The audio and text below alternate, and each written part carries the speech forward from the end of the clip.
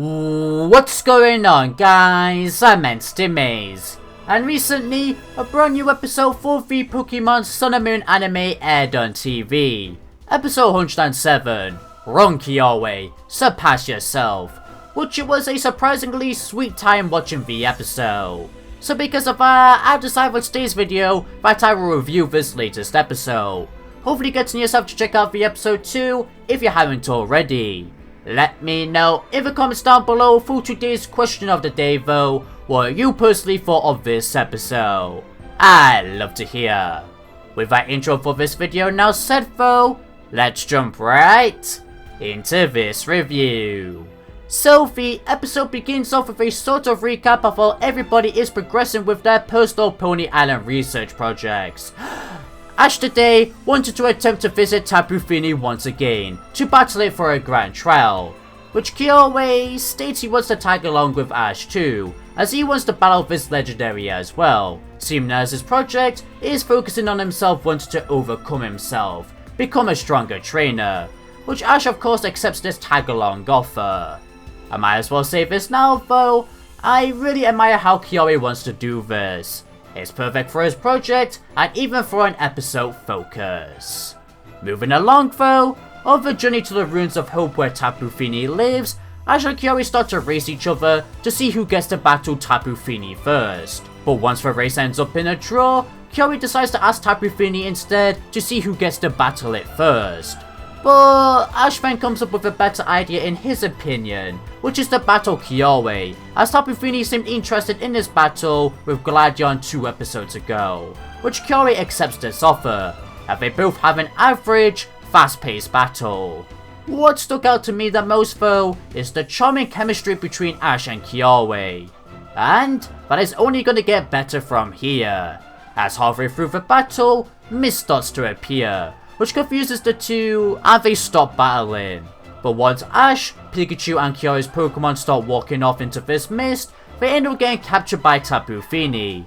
And an old man who randomly appeared states to Kiawe and Ash that they displeased Tapu-Fini by battling on its holy ground. And the only way they can make this up to Tapu-Fini and even rescue Ash and the Pokemon is that if Kiawe travels to Akala Island to obtain a scale from Tapu-Lele and bring it back for Tapu-Fini in a certain time limit, which Kiawe accepts this offer, as of course he wants to save his friend and Pokemon.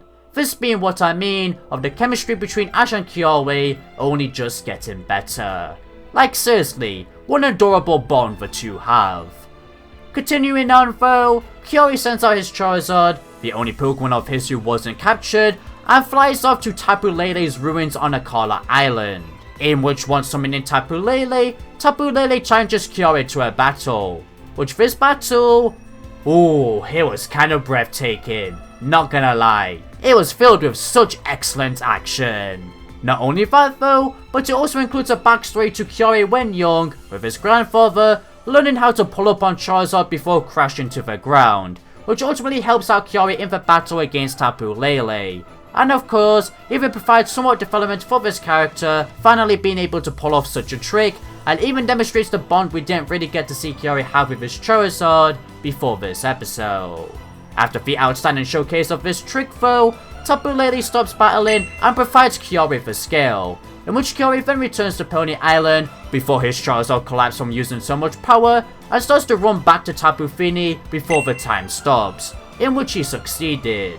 But trust me, this overall moment was very intense, making the scene very attractive. Upon arriving back to Tapu-Fini though, Tapu-Fini releases Ash, a little early actually to trick Ash thinking Kiawe wasn't returning, yet he did, and then Tapu-Fini heals his Charizard once it summons it out of his Pokeball, then overall rewarding Kiawe with the Flying type Sea Crystal, this revealing to be a trial all along by Tapu-Fini. Tapu-Fini actually not getting that mad for Kiawe and Ash battling on their grounds, but rather wants to test Kiawe before Ash gets tested in his grand trial against Tapu in 2 episodes time, which I'm sure Tapu-Fini at this moment in time knows it wants to crown Tapu as the Island Kahuna. But regardless of that, the trial was a very unexpected yet brilliant twist. The episode then ends off with the old guy revealing to be a ghost all along, once Ash and Kiawe leave, most likely being Hapu's grandfather as well, which was very smart for Tapu Fini to use him to interact with Kiawe and Ash, and even smart for shadowing for the next episode. Kiawe's grandfather's ghost was also in the distance, watching his grandson perform well. Oh yeah, we also got scenes mixed throughout this episode of Marlo getting Hapu to try her food in this episode, along with farming with her, Lily and Sophocles for radishes, and even Lana training with Brione. Yet, those were just useless scenes and were more on that later though. With that story now said though, let's now move on to my overall thoughts regarding this episode. Compared to its previews and summaries, this episode definitely piqued my interest when watching it. Like seriously, I already knew the episode would be fun judging by the news we got beforehand, but once putting that aside like I do before watching every Pokemon episode, so I don't let expectations take over me, it ended up being such an impressive piece of media. In fact, I might as well say this now, this is definitely my favourite Pony Island arc episode so far. So, with those big, generous and mighty words said, let's explore each detail of the episode to fully understand why I idolized this episode. First things first, this episode did a smashing job for a focus on Kiawe, as of course he got development in the form of the Flyinium Sea, development in the form of establishing a sweet bond between him and his Charizard, and even furthering Kiawe's with Ash as well if you think about it, and even development in his goal, which is to simply become a strong Pokemon trainer. All of that in only one episode for this companion, which usually it will be spread out in multiple episodes when it comes to this character. Which is why this also feels like this episode treated Kiawe like Ash, which I quite fancied. They are both very similar in many ways anyway when it comes to some of their personality, and of course, goals. But yeah, again, it was astonishing to see Kiawe obtain all of these elements in only one episode, also giving him a much needed boost for his character. As of course, the Alola League is pretty much around the corner at this point, around summertime I'd say. So, we needed some time at least to re-establish the tough power this character holds and even his motives, which this episode delivered. In fact, to add more to this point, thanks to this episode, Kiawe seems far more capable of keeping up with Ash now, which I didn't really see much of before this episode. And I'm even craving to see a battle between Kiawe's Charizard and Ash's Charizard now, if they actually end up battling in the league. God, there's so much characters in the league this time around. And with Ash not obtaining a 5th Pokemon at this rate, he's bound to be using all Pokemon for the league, if the anime writers don't decide to do a 180 turn and make the league only go up to 3v3 battles. But regardless of that, yeah, Kiawe definitely demonstrated his strapping power and motives nicely in this episode, which was needed. Focusing particularly on his and Charizard's bond though, I just want to say that it's very lovely that Charizard is now essentially getting treated like one of the gang members, especially because Kiawe is bound to use this Pokemon in the Alola League. I also really appreciate the flashback we got of Kiawe, his grandfather, and this Pokemon, which overall makes me at least remember this Pokemon now and find it quite decent. Though, maybe yes, it would have been better if we saw a focus much earlier on. And yes, I get that some of you wanted Kiawe to get a Mega Stone for his Charizard instead. However, we gotta remember that this region, this anime, likes to focus on Z Crystals instead of Mega Evolution, unlike Kalos and XY. Plus, Kiawe would have to learn how to handle Mega Evolution, much like Karina had to, which we wouldn't even have that much time for with how much the anime has to get through. So, I feel that the Flying type Z Crystal is a better reward, and at least the anime is at least focusing on this Pokemon now. It's better late than never, much like what many of you said when Ilma appeared. Overall though, again, I like this Pokemon, and it was tremendous to watch it and Kiawe struggle during the trial, gleaming the beauty of the development on my face. In fact, that brings me to my next point, the overall plot this episode included. This is what I said to myself during my watching of this episode.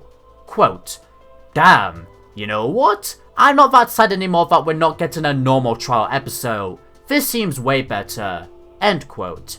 as the plot seemed to spark that much attention and excitement for me, in both the chase scenes and the battle against Kapu-Rehire. But what do you know, judging by the subtitles, what Kiawe had to go through was a trial after all, which is pretty cool. He even got rewarded for that trial.